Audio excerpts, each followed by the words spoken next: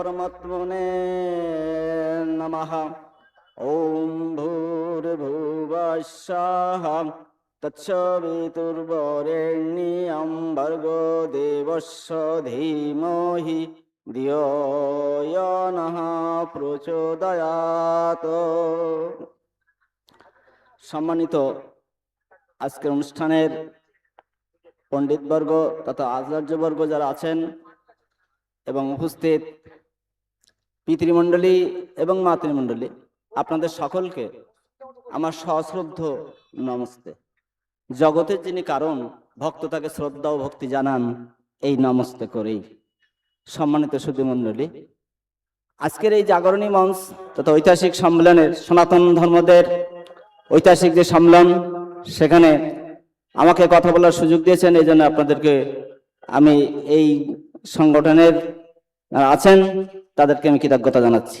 সম্মানিত সুধীমণ্ডলী, আমরা আজকের অনুষ্ঠানে, আমার পূর্ববর্তী বক্তা উনি বললেন যে আমাদের হিন্দুদের জাগরণের দরকার, সনাতনী দিনের জাগরণের দরকার। আর এই জাগরণের জন্য আমাদের একাত্মবোধ কিভাবে হবে, কিভাবে আমরা সকলেই একই মঞ্চে এভাবে আসতে পারি, সেই ব্যবস্থা করার জন্য আমাদের ভিতরে সেই একতা আনতে হবে। সেটা আনতে গেলে কি করতে হবে? প্রথমত ভগবান শ্রীকৃষ্ণ বলেছেন কি, যোগেশ্বর ভগবান শ্রীকৃষ্ণ যোগ সাধনা করার কথা বলেছেন। আমাদের মুক্তি, আমরা ধর্ম কেন করব? মুক্তি চাই। মুক্তি কাকে বলে? ইয়দা পঞ্চবতিষ্ঠান্তে জ্ঞানানি মনসা সহ বুদ্ধিশ্চ না বিচষ্টতে তমাহু পরমাঙ্গতি। যখন মনের সাথে পঞ্চ জ্ঞানেন্দ্রিয় ঈশ্বরের স্থিতি সর্বদা তার স্মরণ করে, বুদ্ধি সেও যখন জ্ঞানের বিপরীত চেষ্টা করে না, সেই অবস্থাটাকে বলা আছে মুক্তি। আর এই মুক্তি পাওয়ার জন্য আমাদের যে অষ্টাঙ্গ যোগ সাধনা, যিনি ভগবান শ্রীকৃষ্ণ আমাদের নির্দেশ দিয়ে গেছিলেন, যাকে যোগেশ্বর বলা হয়, সেই যোগ সাধনা আমাদেরকে করতে হবে। আজকে আমরা যে ধর্মকর্ম করি, অনেকগুলি দেখুন গ্রন্থ সম্মত নয়, সবই বেদে আছে, সবই গীতায় আছে, কিন্তু আমরা আছে শুধু, একটু আগে আমার পূর্ববর্তী বক্তা বলেছেন, আছে গীতাতে শুধু সিঁদুর রাখিয়ে বা লাল কালিতে মুড়িয়ে রেখেছি, আমরা পড়ে দেখি না। আসলে ধর্মগ্রন্থে আছে। আমরা দশকর্ম বলতে কি বুঝি? এই 10টা সংস্কার, কিন্তু আসলে সংস্কার ছিল 16টি, সেটা কমিয়ে আজকে 10টা আনা হয়েছে। সেই 10টা সংস্কারও কিন্তু আমরা একটাও বিধিসম্মত করি না। এই সংস্কারগুলো সম্পর্কে বলার আমাদের তো সময় খুবই কম দেওয়া হচ্ছে, যে কারণে কথা বলার, আর তো গর্ভধাম থেকে অন্ত্যেষ্টি সংস্কারগুলো কিভাবে করা উচিত, আমি যদি একটি সংস্কার নিয়েও আলোচনা করি যে আসলে আমাদের গ্রন্থে কিভাবে আছে, আমরা কিভাবে করি। এই যেমন অন্নপ্রাশনের কথাই যদি বলি, গর্ভধান অন্ত্যেষ্টি পর্যন্ত 16টি সংস্কার, বা কমিয়ে নিয়ে এসছি 10টা, কিন্তু আসলে করি মাত্র 5টা, তাও বিধিসম্মত নয়।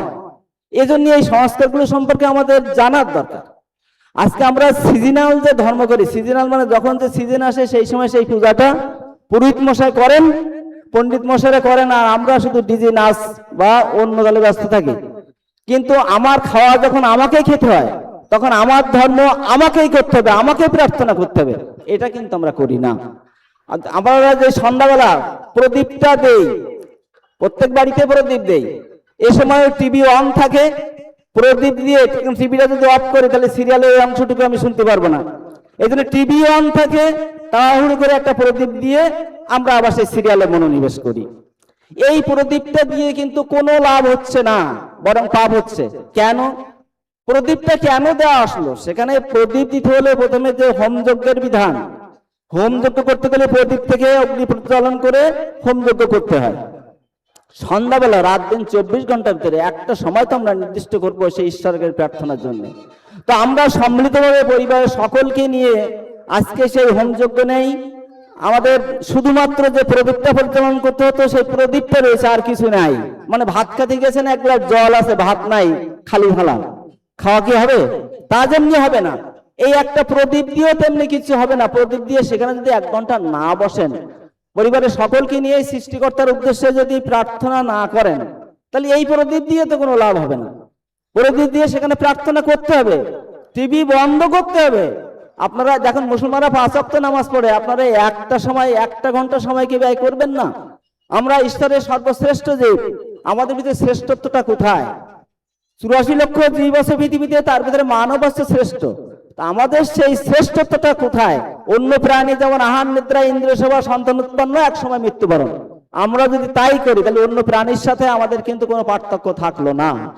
তো পার্থক্য যদি না থাকে, সনাতন ধর্ম জন্মান্তরবাদে বিশ্বাসী, কর্মফলে বিশ্বাসী। আপনি যেমন কর্ম করছেন কর্মফল প্রত্যেককেই ভোগ করতে হবে। অবশ্যমেব কর্তব্যং, শুভ কর্ম শুভ অশুভম নভক্তং ক্রিয়াতে কর্ম জন্ম কোটি, মানে 100 কোটি জন্মগ্রহণ করলে কর্মফল কিন্তু যাবে না। আপনি যেমন কর্ম করছেন কর্মফল আপনাকে ভোগ করতেই হবে। তাহলে ঈশ্বর আমাকে সর্বশ্রেষ্ঠ করে, ধরেন আমাকে প্রধান শিক্ষক করে এই পৃথিবীতে আসার পরে আমাকে প্রধান শিক্ষক করলো, এখানকার সরকার আমাকে প্রধান শিক্ষক করেছে, কিন্তু সেই শিক্ষকের মানে যে যোগ্যতা, সেই যোগ্যতা আমার নেই, তাহলে আমাকে নিচে নামাবে সাধারণ শিক্ষক। সাধারণ শিক্ষকগুলো তো ক্লাস করতে হবে, ক্লাসও করতে পারি না, তাহলে কি হবে? পিয়ন বানাবে আমাকে। তো ঈশ্বর আমাদের সর্বশ্রেষ্ঠ করে সৃষ্টি করেছে, কিন্তু অন্য প্রাণী যেমন আহার নিদ্রা ইন্দ্রিয় সেবায় একসময় মৃত্যুবরণ, আমরা তাই করছি। তাহলে জন্মান্তরবাদ অনুসারে পরের জন্মে কি পিয়ন বানাবে, অর্থাৎ ওই গরু ছাগল বানাবে, তারা যেমন সৃষ্টিকর্তার নাম করে না। তাহলে আমাদের মস্তিষ্কে যদি আমরা সর্বশ্রেষ্ঠ, তাহলে আমাদের অন্তত 1টা ঘন্টা সেই সৃষ্টিকর্তার উদ্দেশ্যে বসুন, প্রার্থনা করুন। এবার সংস্কারগুলো নিয়ে আমি যদি শেষ সংস্কারটা বলি, আমাদের আজকের সংস্কারগুলো গর্ভধান থেকে অন্ত্যেষ্টি 16টি সংস্কার আমি বলতে চাই, কিন্তু সময় তো দেওয়া হবে না। তবে 2-1টি সংস্কার নিয়ে বলছি এ কারণে যে অন্ত্যেষ্টি ক্রিয়া, আজকে শুধু বিবাহ সংস্কারটা 10 জন পুরোহিত মশাই পণ্ডিত মশাই দিয়ে যদি 10টা বিয়ে আপনি ভিডিও করে নিয়ে আসেন, দেখবেন 10 রকম। কেন 10 রকম হবে? আচ্ছা ঠিক আছে। তাহলে অন্ত্যেষ্টি ক্রিয়াটা এই যে 11 দিন না 13 দিন হবে, সেটা কিভাবে হওয়া উচিত সেগুলো কিন্তু আমরা করি না, আমাদের জানা দরকার। তো অন্ত্যেষ্টি করি, শ্রাদ্ধ করব, আবার কর্মফল মানবো, এদিকে জন্মান্তরবাদ মানবো, দুটো একসাথে হয় না। যাই হোক, আমাকে সমাপ্তি করতে বলছে, তো বক্তব্য তো দেওয়ার এই সময়ের ভিতরে আসলে কোনো বিষয়েই এগোনো যায় না। যাই হোক, আমি আমার বক্তব্য শেষ করছি। দৌ শান্তি অন্তরিষ্টম শান্তি পৃথিবী শান্তি শান্তির আপো শান্তি সাদয় শান্তি বনস্পতয় শান্তি শান্তির বিশ্ববে দেবা শান্তি ব্রহ্ম সর্বং শান্তি শান্তি রেব শান্তি শ্যামা শান্তি রেধি। ওম শান্তি শান্তি শান্তি। ওম নমস্তে।